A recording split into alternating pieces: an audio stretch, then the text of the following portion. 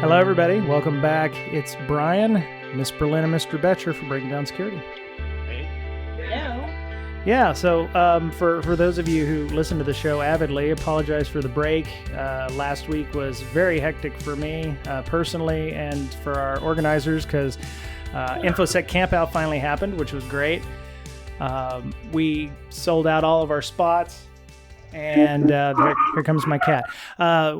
And we had a lot of good talks, a lot of good discussion, and everybody seemed to have a great time camping. So, and the weather was just phenomenal for doing that. So, that was awesome. Yeah. There was You'll do it again? Yes. Every conference has their little dark spot. We had a little bit of that on Twitter, which I wasn't going to feed any trolls there. But yeah, I think it was overwhelmingly positive, and we've definitely learned some things. And I have a greater respect for Dave Kennedy and anybody who puts on a conference because, it's easy to sit back and armchair quarterback when I would have done it this way, I would have done it that way. You're not in those shoes, so you don't really know. So next time you criticize a conference, maybe you stop and shut up and think for a minute. So, yeah.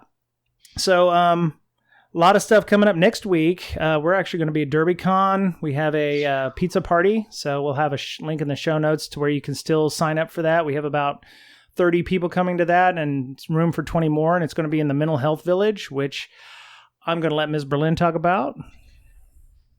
Oh, no. Oh, wait. Brian wants something. So who's cooking the pizza? Spinelli's. We're going to have Spinelli's do it like they did last year. Okay, I'll be there. It turned out so well. Wait. How many plus ones do I get? 2. You get 2. That's it. That's it? And Mr. Betcher, were you not going to come if I would have told you it was Pizza Hut or something? That could be a fair statement. Oh. I know you're sleeping for the next week. I just, Yeah. wouldn't have a smile on my face. Oh, that's cool. All right. So, Ms. Berlin, let's talk a little bit real quick about the Mental Health Hacker Village and what's going on. So my there. next week is insane. Oh, man. Yeah. So I'm actually flying to Denver one way on Sunday to pick up a friend and drive him and his cat back.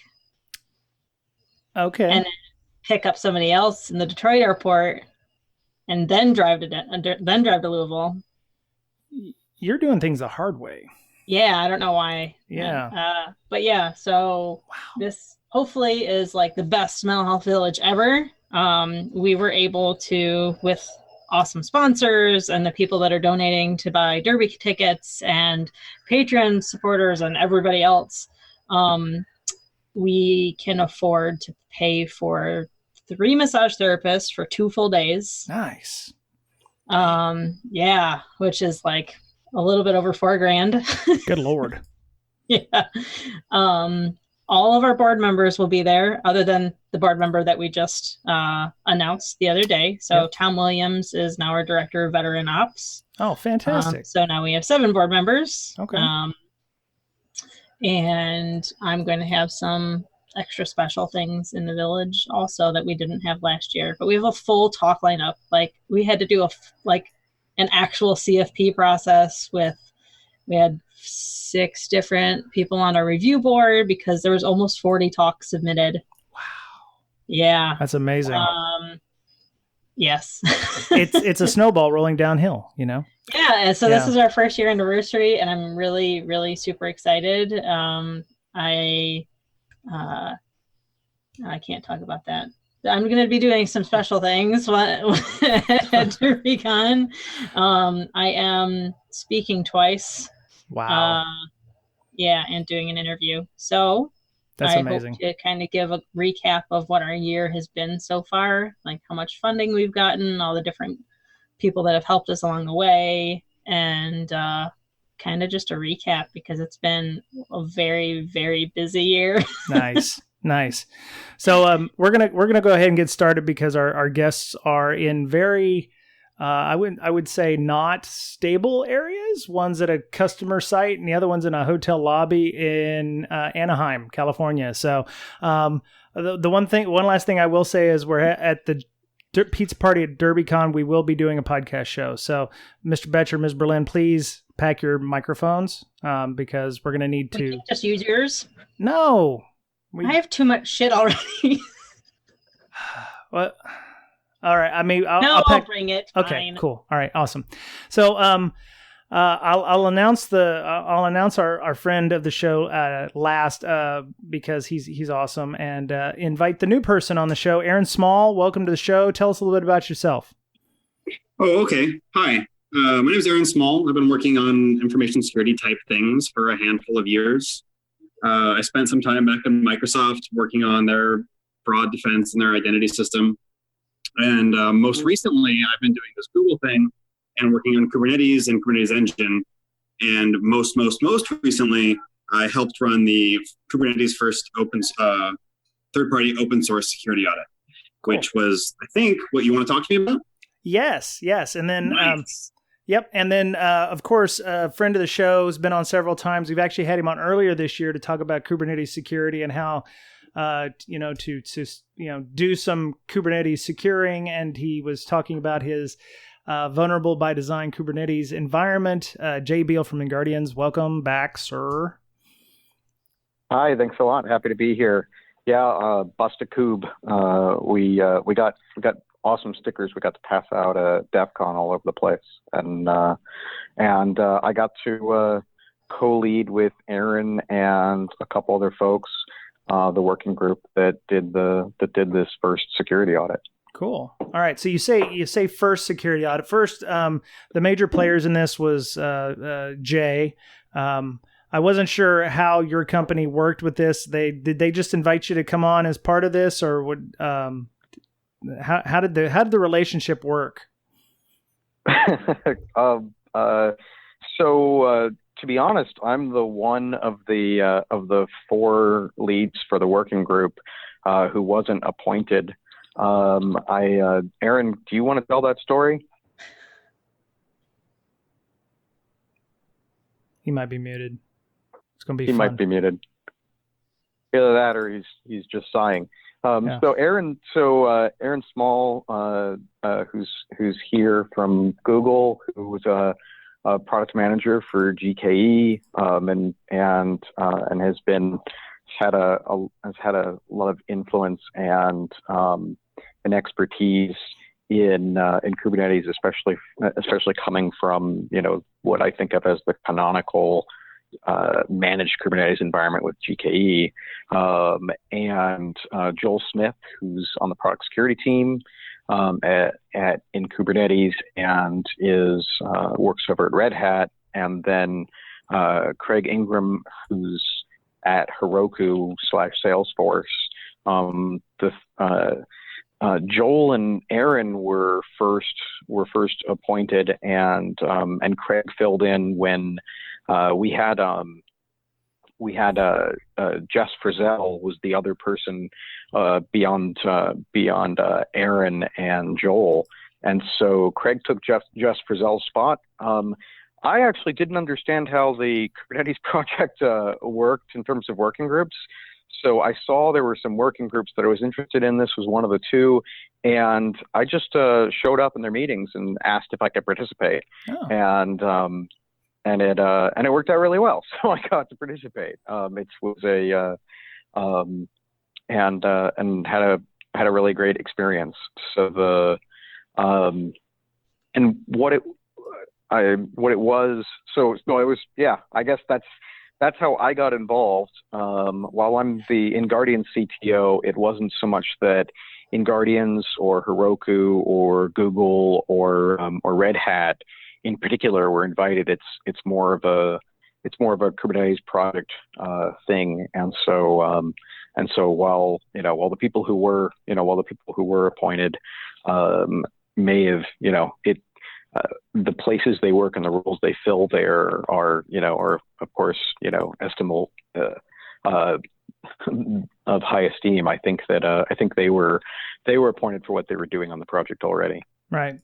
So this reads like the Ocean's 11 of pen tests. I mean, we got some heavy hitters in Trail of Bits and Atreides Partners, Google, Heroku, Salesforce.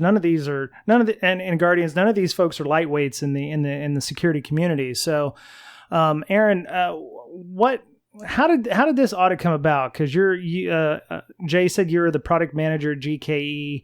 Was this where did the idea come from for doing this test? Are you still muted? Yes, you are. No, you're not. We're having some issues. He's actually sitting in a hotel lobby in Anaheim, dealing with a lot of this. So, all right. Well, we'll get back to him eventually. Jay, how did this come about? Did they have any good reason of why this needed to be done? I mean, it's not like they've got Kubernetes, vulnerabilities left and right. It's not the WordPress of the world, is it? It sure isn't. To be honest, there were plenty of findings on the audit. There was the audit produced a whole bunch of material. It produced a pair of white papers, a vulnerability report, and a threat model. And I would say honestly that I am guessing at the reasons, and yet what I would say is I think this audit came about because Kubernetes is becoming an incredibly important piece of to call it software is almost is an understatement, right? It's this incredibly important piece of software because it's the way I think of it is as a software-defined data center. So you're watching the major hypervisor vendors and cloud providers get very strongly into Kubernetes. This is where so much of development is going, is into a cloud native model. And that's a really rich ecosystem. If you look at the Cloud Native Computing Foundation, the CNCF's website, and look at all of the projects that they're supporting or tracking in this ecosystem, you think about Kubernetes, but you see that there's just a freaking ton. And so I think the audit just came out of this is some really important code, and it should get looked at. Right. Aaron, you're back with us? Yeah, I've decided to go old school. I'm using a telephone. That's fine. Wait, you mean like a payphone kind of thing? Please insert 25 cents now. No, I'm just kidding. So I'm using my cell phone as a telephone, which I don't really ever do. Wow. Wow. Okay.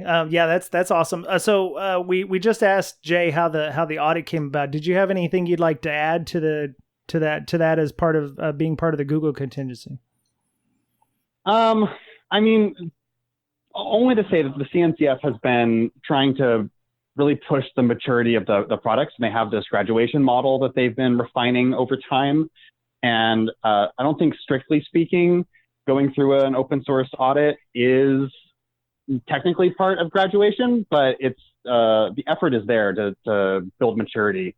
Mm-hmm. And these products that at one point were like the cool shiny thing that if you were going to build a tech stack and you were new and you were hipster, you would use, and now like whole billion-dollar industries are running on. And so, I think it's a little bit tied to the maturity model that they're trying to build.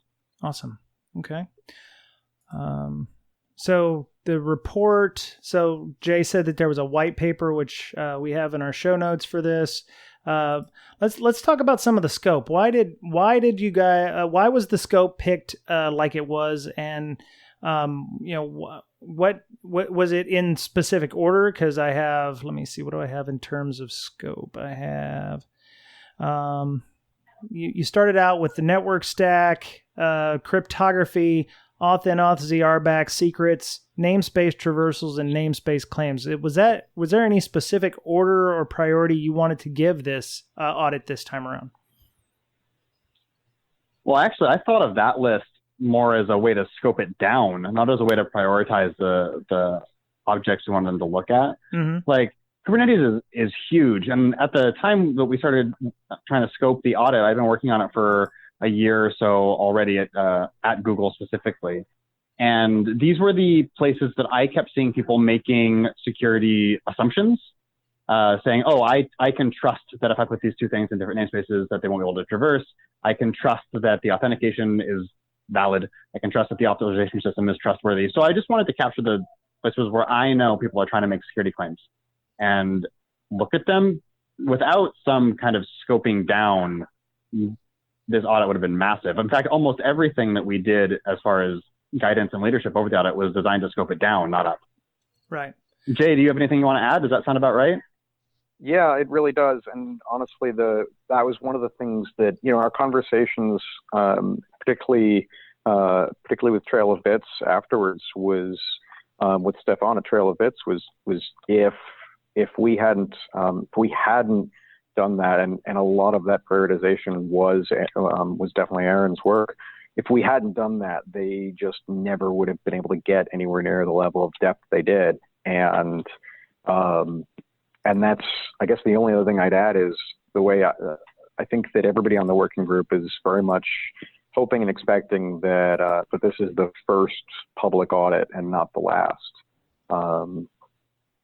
Because there's, as Aaron said, he scoped it, he worked pretty hard to scope it down and to get us some focus so we could have depth. Right. Okay. I don't want to ask all the questions myself. Ms. Berlin, Mr. Bretcher, do you have anything? I do, but it's when we start talking about the different vulnerabilities. Okay. You want to go deep on individual findings. I'm glad Jay came with me. It was a very broad question. Don't worry. So I noticed that the Kubernetes GitHub page also has a bug bounty, and I wondered if perhaps this was come out of like issues you guys had found or that others had found with regards to the security. Did the bug bounty happen after the security thing, or was it a before thing? And why is the bug bounty in place if you guys are doing the security audit? Doesn't that find a bunch of bugs that somebody else could have profited off of? Well, the bug bounty program got kicked off well before the security audit was even a twinkle in the CNCF's eye. It's just kind of moving at a little bit of a slower pace. I don't even think it's open to the public yet. I could be wrong. Someone can correct me if I am. It is also, bug bounties are unstructured, and the quality of the bugs you get is also unstructured and unpredictable. And as like people are trying to say, let's build our enterprise apps on top of Kubernetes, I don't think that saying, hey, we've got a bug bounty is going to have the same level of clout as saying we run security audits on the regular. Here's the last few reports, and here's the vulns they found, and here's how we mitigated them. But that doesn't mean I don't think the bug bounty is a really important program. If someone is going to go hack on Kubernetes, and I'm hoping that all the buzz around the audit and all the conversations we're having will inspire more people to go look at Kubernetes and find bugs, like they should get paid, right? Even if they're not actually working on the audit through the working group with the CNCF or with Trail of Bits or Atreides or whoever we hire next time to do it, right? Right. Okay. And I think that, I'll add to that. I think that if you look at the reports, if you look at what came out of this work, it'll give you a sense for places that got a ton of coverage. It'll also give you a sense for places that didn't. And to be honest, I think there are even some decent hints in the reports about areas that you might try to see, okay, can I chain this vulnerability that was found with something else to get something juicier? So. Right. The threat model straight points to components and says which pieces of them are insufficient. So yeah, there's hints, there's pointers. Go forth and find bugs. Yep. So I wanted to talk a little bit about threat assessment, because when I was reading through the white paper, one of the things that came up was the type of threat assessment you used. It wasn't, there's I know of three. There's the Robert Hurlbut method. There's the Adam Shostak method, which, to be honest, both of those kind of, there's a lot of similarities between those. Leviathan has developed something similar.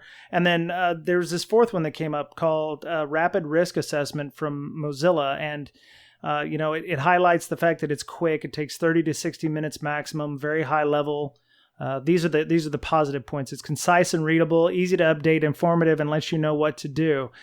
For a system that's complex as Kubernetes, why did you pick something that seems to be very simple and quick and, very high level instead of getting down into the weeds? Well, actually, when we started the process, I had been pushing for the Shostak model. And, part of that probably is tied into where I come from and how many hundreds of them I've done myself in the past. Mm-hmm. But in talking to Stefan at Trail of Bits, actually, he changed my mind. And one of the reasons actually is because it's so complicated. And also the expertise is so distributed.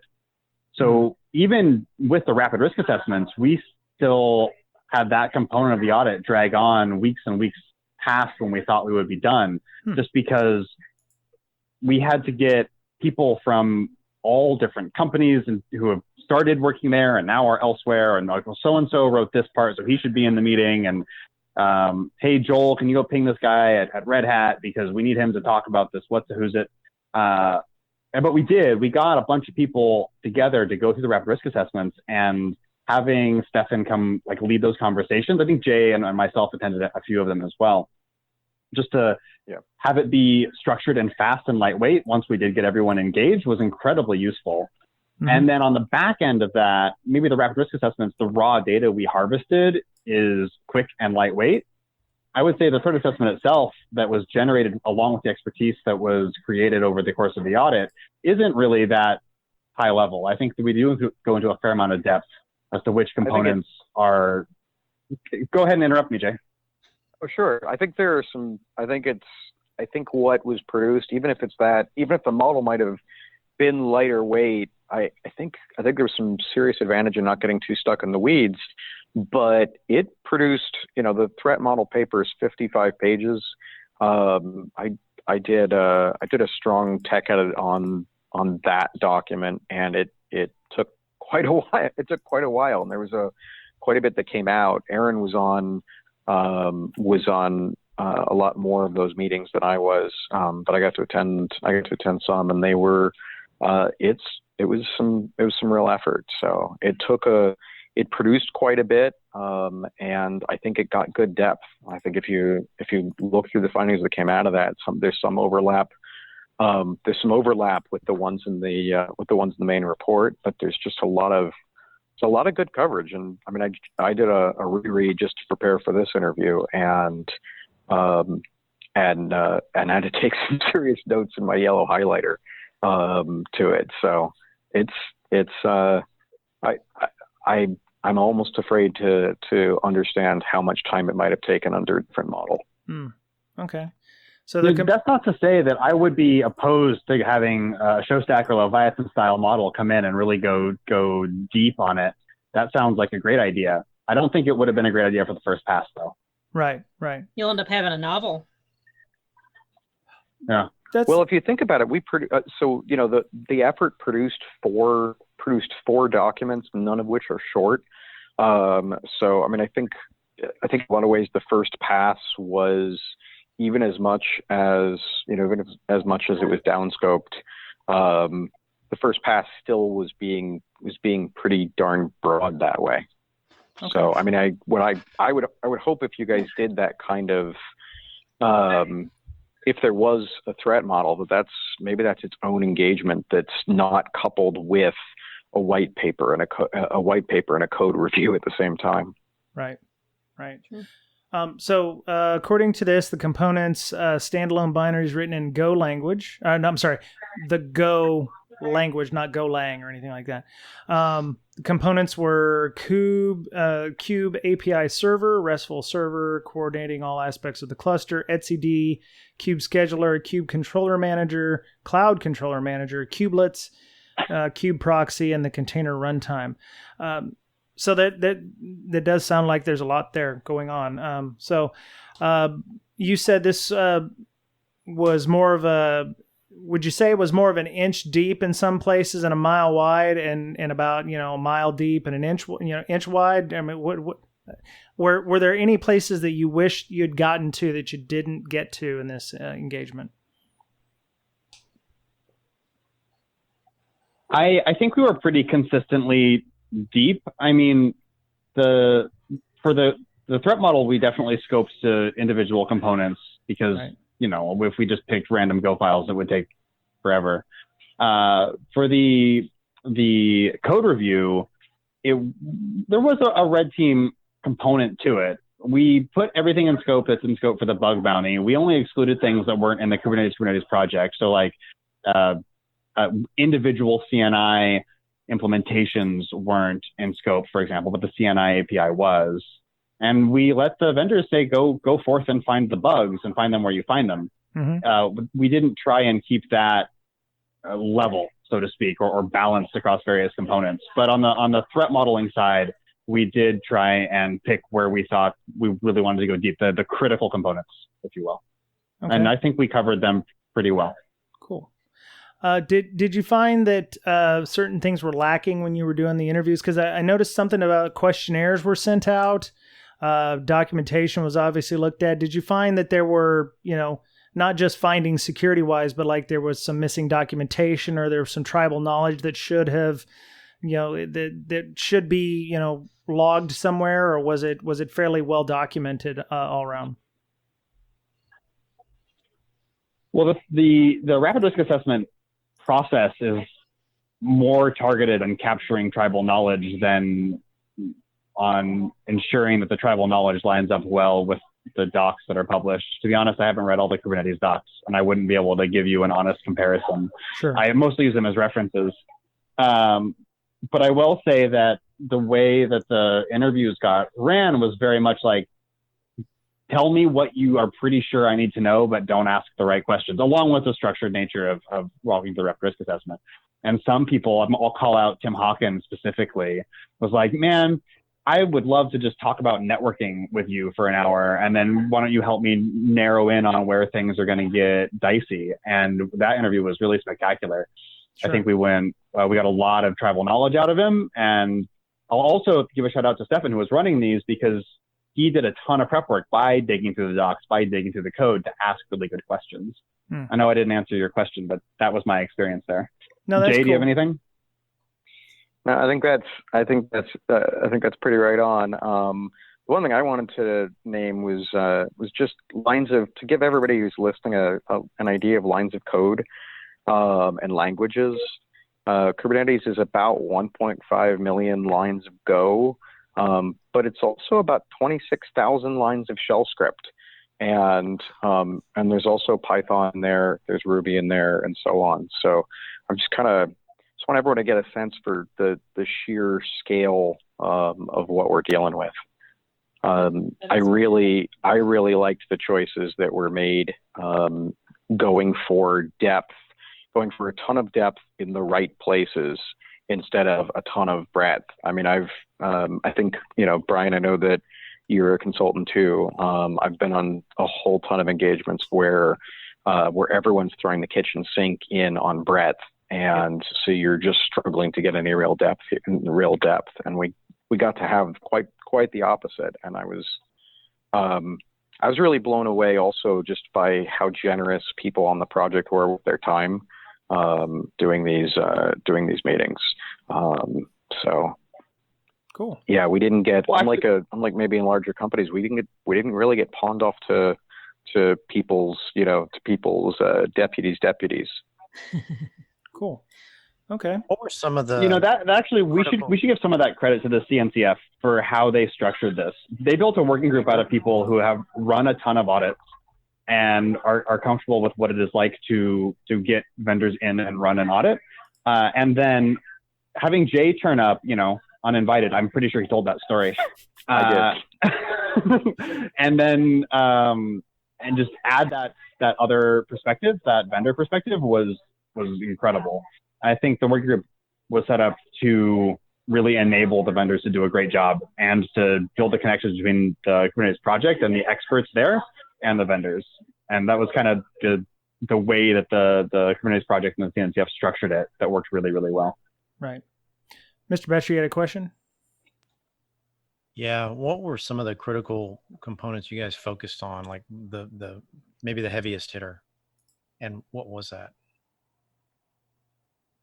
I think Kubelit's probably the heaviest hitter in all of Kubernetes, right? Mm-hmm. The node agent that runs on every component. Yeah, I mean the other two really, really big ones for me would be the API server. The kubelet and the API server are basically the things that are the parts that are getting and making tons of those REST API calls to do things. the other one for me is the etcd server, and that got some decent look and had some decent findings come out of it. Right. Yeah, I'd agree with that. Nice. Okay. So let me see. That was one of my questions. You took it, Brian. I had another one about a specific finding that I did tell you I wasn't going to ask a specific finding question, but I have one anyways. No, go ahead. So there was one in here that said there's output encoding on JSON construction might lead to further work as JSON can get written to logs that may be consumed elsewhere. How is can you explain that a little bit more? Like how would that include further work if that JSON just got shipped somewhere else? Sure, I can help. Jay, do you have that finding in front of you? Awesome, yeah, thank you. Yeah, I do. I absolutely do. And I was, I've actually got that one, and I'll throw a link to the to where we log that in GitHub in the show notes. So that one, the exploit scenario that they recorded was that suppose a user in the organization is attempting to add an RBAC permission that they're not entitled to, and that causes the entire RBAC construction to get written out to the logs. And if that gets written out of the logs without being properly encoded, it could then get consumed by something else. And so what they were saying all over the place, what Trail of Bits here was saying all over the place is just like in web apps, we're constantly talking about, like, are you making sure that everything that you put on the screen that isn't JavaScript, that isn't active code, that isn't HTML, is getting encoded so that it won't be interpreted as such. And that was the issue they were finding, was like, hey, you're not building your JSON very well. And they gave an example that I'm staring at right now where the JSON construction isn't going and taking some things and marshaling them or what have you. It's just going and saying, oh, I'm going to take an open bracket and throw some strings in separated by comma space, and then throw a closed bracket on the other end of it, which is basically the most janky thing that you can imagine.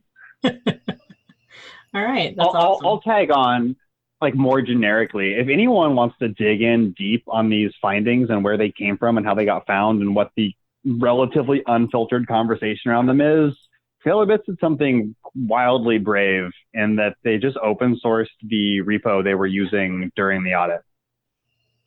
So yeah, all the conversations are there on the issues, all the history is there on the docs and as they were edited. Like, if you want to go have a homework assignment, go dig through the Trail of Bits repo for this audit, because there's some nuggets of joy in there for sure. Right. I can imagine. Yeah. So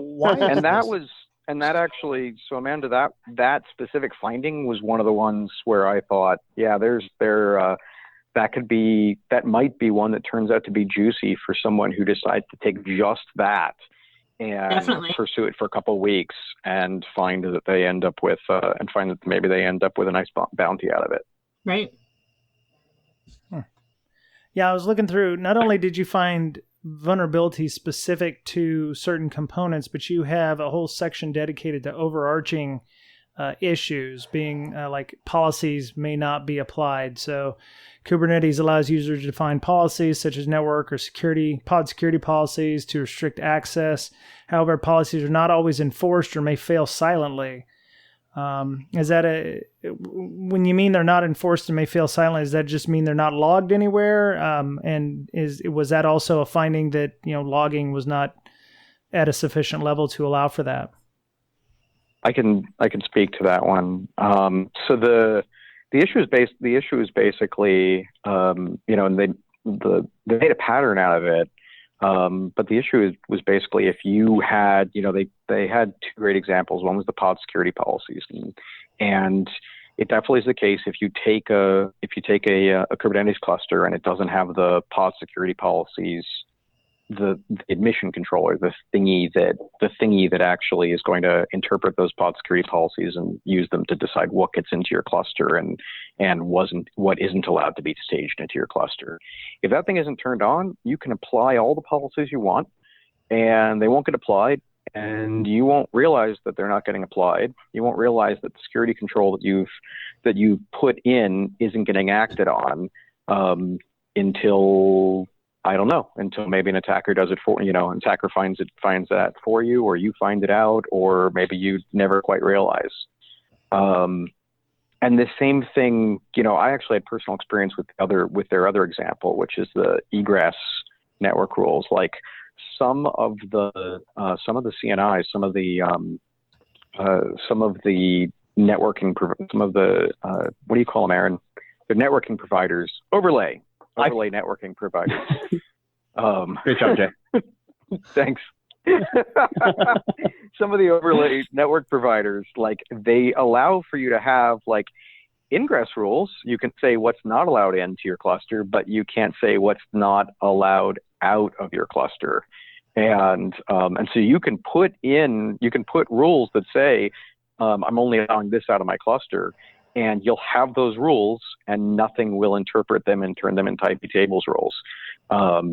And you, again, won't realize it until it's just failing silently. And it's kind of worse than that on one of these, on the pod security policies, when you like read the how-tos on the Kubernetes and the Kubernetes documentation and tell you how to apply them. They say, okay, go put your pod security policies in place, and once you're done as your last step, activate the admission controller, activate the thing that actually is going to enforce them.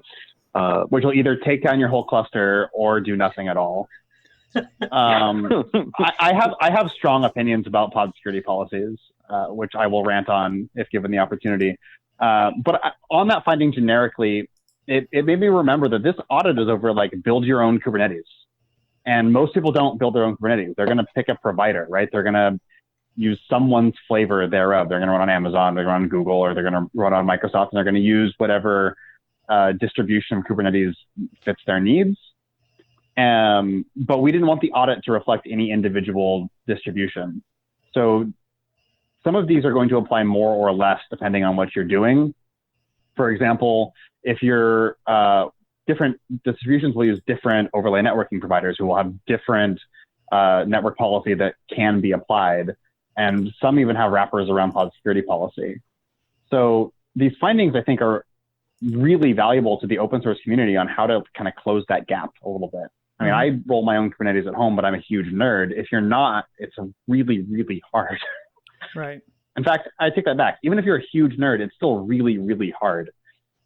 Is there somewhere, Yeah. on the line with like a matrix or something that would say, or was there somewhere else in the reports where it said, these vulnerabilities only exist in these flavors of Kubernetes versus others, or this is turned on by default in, the AWS version versus, the GCP version versus, whatever it is, whatever, DigitalOcean is using or whatever. Is there any documentation or matrix to show which is turned on or which is not turned on, or what needs to be enabled, or what is disabled? I want to answer your question and also throw out kudos to somebody who did this once. There isn't that kind of documentation either in the results of this work or in the Kubernetes documentation. But one of the very first talks on how to do penetration tests against Kubernetes was by a guy named Brad Giesemann, and this was quite a while back. It was maybe 2 years back, which is a very long time in Kubernetes land. And he actually did a grid across both cloud providers and third party and distributions or installers, as it were, and said these are the places that have these settings. It'd be, I keep hoping that he or somebody else will do that kind of grid again and maybe make it a living document. And that's the hard part. Like you basically, well, the problem is we hired him. A living document because I know you did. Oh. I wasn't. So it's no longer unbiased. That was public. Yeah. Well, you contracted him. So anyway, but he did a great job. I'm really hoping somebody does this. The reason it's hard to do it is Kubernetes changes and the installer results change. So Kubernetes alone, just upstream, as the open source folks call it, does a new release every 3 months. Okay. So like there's a default that was in place when this audit started, that was no longer a default by the time the audit finished, and it was just like, okay, we're version locked. I see. Aaron, do you want to talk about that at all? About how we version locked the audit? Well, even just about the speed at which Kubernetes changes, and so Aaron is the person who first drew my attention to the support period for Kubernetes when vulnerabilities come out. Like, you're getting a new release every 3 months. Right. Oh, wow. I mean, you're just going to get me to give my pitch about how, like, if you run anything you care about on Kubernetes, the best thing you can do is stay up to date.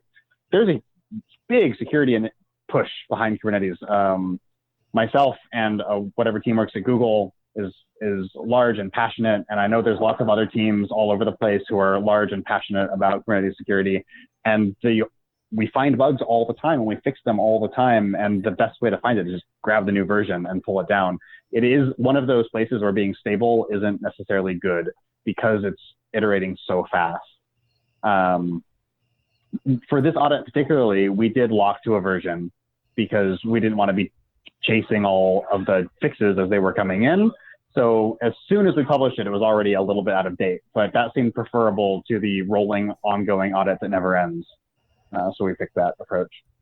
Okay. Well, as somebody I'm 3 time zones off of my normal on a Kubernetes pen test right now, and the big thing I'll say is, as much as it's for the open source folks, we might say, okay, well, the results came out and they're for a version that's one or two versions back from the absolute most current. On tons of our penetration tests, we're looking at Kubernetes clusters that are a year old, and thus, by definition, very often end of life, and aren't getting patches for the newest stuff. Yeah, I mean, GKE specifically, we're N-2, right? So we're not going to be giving you a bunch of patches if you fall too far behind. And that was the end of part 1 with our discussion with Jay Beale and Aaron Small from GKE. Jay, of course, from the Guardian's security consultancy, and we were discussing the recent security audit conducted by Jay and Aaron and Red Hat and Trail of Bits and Atreides Partners. So it was very much a concerted and collaborative effort there. Next week we'll have more on this, and if you are interested, you can definitely reach out to Jay on Twitter at jbeale, JAYBEALE.